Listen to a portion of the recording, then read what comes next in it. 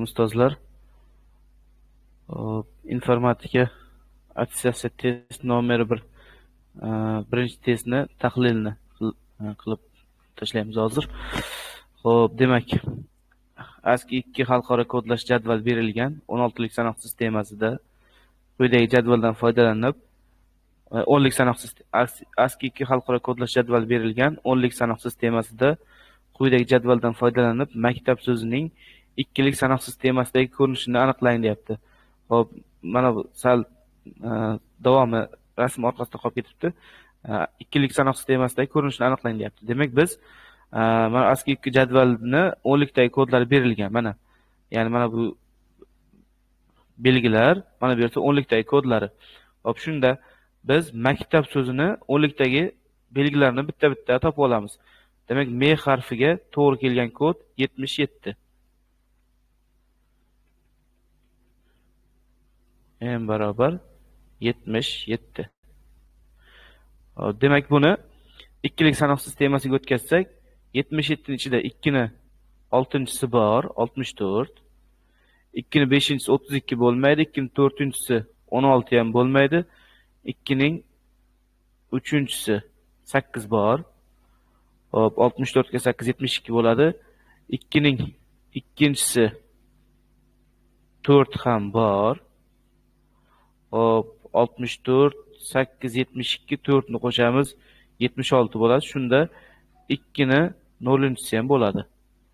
Demak, 6-chisi bor. Bor darajalarga 1 ni qo'yamiz, yo'qlarga 0.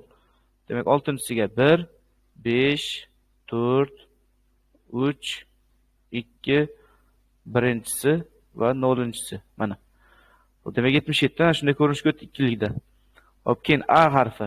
A harfimiz 65 ekan. A harfi 65. Hop, 65 da 2 ni 6-chisi bor, 64 va 2 ni 0-chisi bor. 0-chisi 1 bo'ladi. Demak, 2 ni 6-chisi bor 1 5 4 3 2 1 va 0-chisi o'rniga 1 ni qo'yamiz 2. Hop. Demak, keyin K harfi 75 ekan. 75 75 da 2 ni 6-chisi bor. Hop. 2 ni 3-chisi ham bor. 5 bilan 4-chisi bo'lmaydi. Chunki ko'payib ketadi 75 dan. Hop, 72 bo'ldi. Keyin 2 ni 1-chisi bor. 74 bo'ldi va 2 ni 0-chisi bor. Bor darajalarga 1 ni qo'yamiz. 6-chisi 5 4 3-chisi bor, 2-chisi yo'q, 1-chisi 0-chisi bor. Demak, keyin ham oldik. Endi T harfi. T harfimiz 84 ekan. T harfi 84. 84 da hop 2 ni 6-chisi bor. 64. Hop, 2 ni 6-chisi bo'lsa, 2 ni 4-chisi ham bor, 16. Hop, 2 ni 2-chisi bo'ladi. Mana 2 ni 6-chisi 64, 64 ga 16 80, 2 ni 2-chisi 4 84. Demak, 6-chisi bor, 5 yo'q, 4-chisi bor, 3 yo'q, 2-chisi bor, 1-chisi 0-chisi 2. A harfi, ya'ni T dan keyin kelayotgan A harfi mana bu yerda o'zi kodlangan. Bor. B harfi. B harfi bu 66. 66 ham 2 ni 6-chisi bor, 64 va 2 ni 1-chisi bor.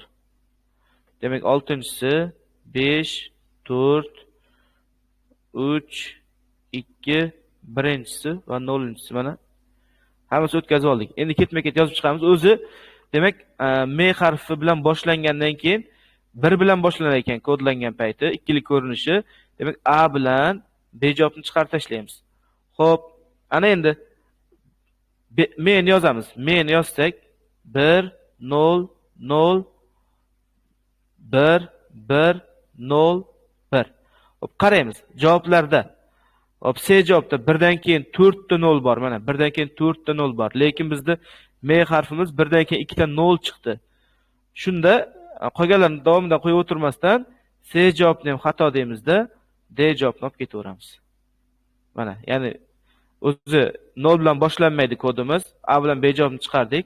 C javobdagi M ga to'g'ri keladigan kod ham mana, kod, ya'ni 1 dan keyin 4 ta 0 bor, lekin 1 dan keyin 2 ta 0 bo'lishi kerak. C ham to'g'ri kelmadi, shuning uchun D javob to'g'ri javob.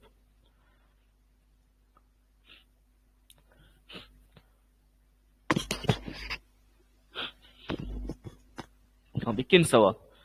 MS Excel dasturida D4 katakchasida shu ko'rinishdagi formula mavjud va natija 12 ga teng bo'lsa, ya'ni D4 dagi mana shu formulaning natijasi 12 ga teng ekan, mana ko'rsatilgan. D4 katakchasidagi formulani C5 katakchasiga ko'chirilganda, ya'ni D4 dan C5 ga tushyapti. Mana bu yerda bitta C5 mana bu yerga ko'chirilganda 5 ga natijani toping deyapti. Xo'p. Demak qaranglar, ko'chirishda harfni yoki sonni oldida dollar belgisi bo'lsa, bu o'zgarmaydi. Qaysi katakka ko'chgan taqdirda ham, misol uchun dollar A5 desak, mana shuni qaysi katakdan qaysi katakka ko'chirgan paytimiz ham A qiymat o'zgarmaydi. Ya'ni chunki harfning oldida nima bor? Dollar belgisi bor. Absolut murojaat qilmoqda. Demak, bu o'zgarmaydi. Xo'p, agar mana bunday A5 bo'lsa, son ham o'zgaradi, harf ham o'zgaradi. Agar dollar 5 bo'lsa, mana shu katakni qayerga ko'chirsak ham, masalan, A1 dan C16 ga ko'chiramizmi, 20 ga ko'chiramizmi, mana bu hech qachon o'zgarmaydi. Xo'p, ana endi D4 katakchadagi formulani yozib olamiz. D4 dagi formulamiz nima ekan? B1 ko'paygan. Xo'p, dollar C dollar 2 qo'shilgan B3.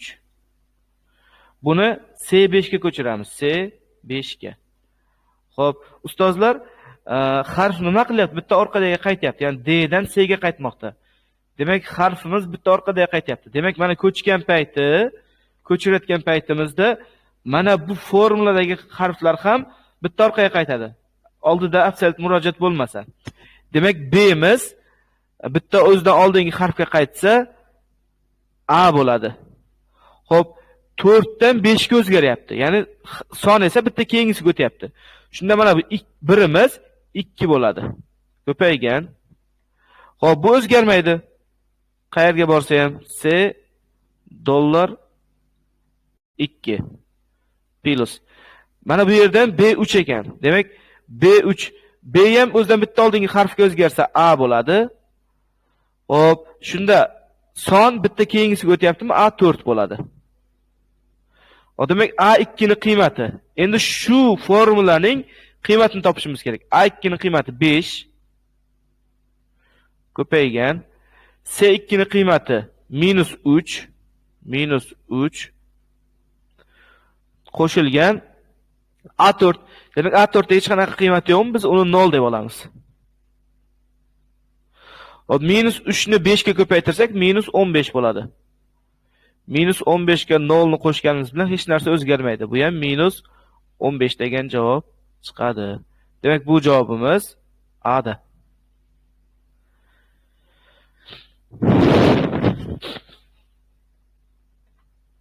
Xo'p, ushbu berilgan dasturda n teng 143, m teng 23 bo'lganda ekranga chiqadigan natijani aniqlang deyapti.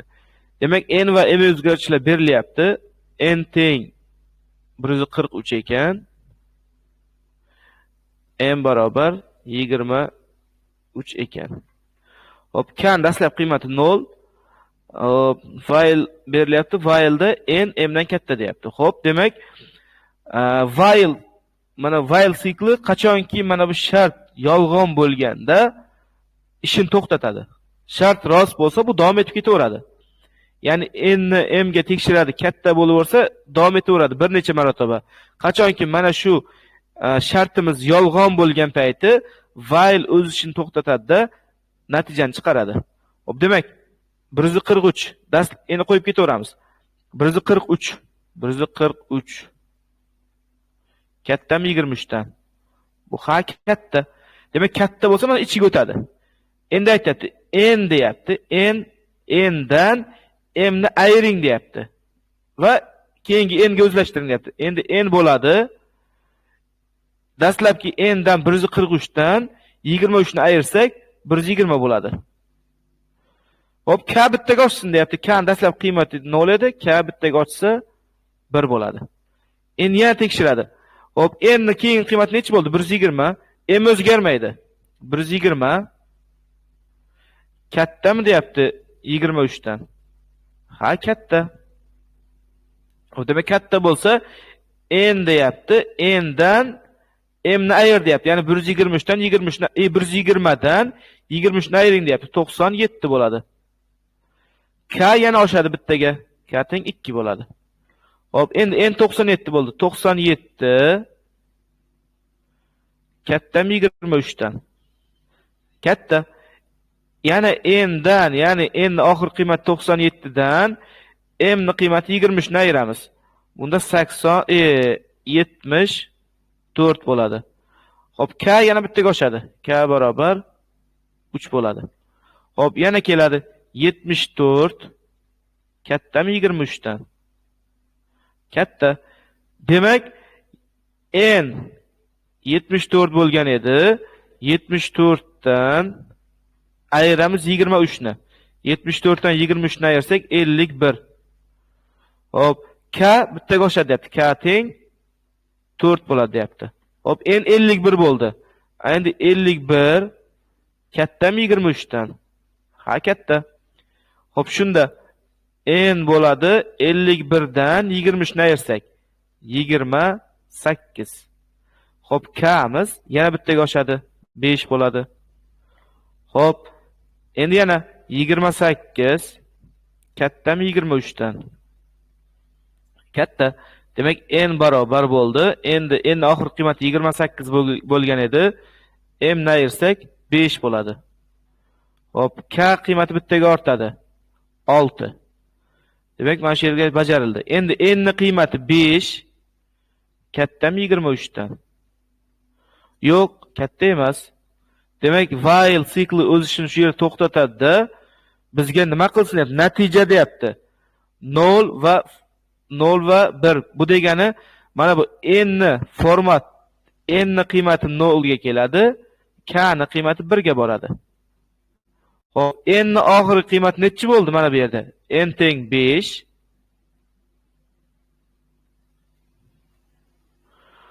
Xo'p, k ni qiymati esa nechi bo'ldi oxirida? 6 bo'ldi.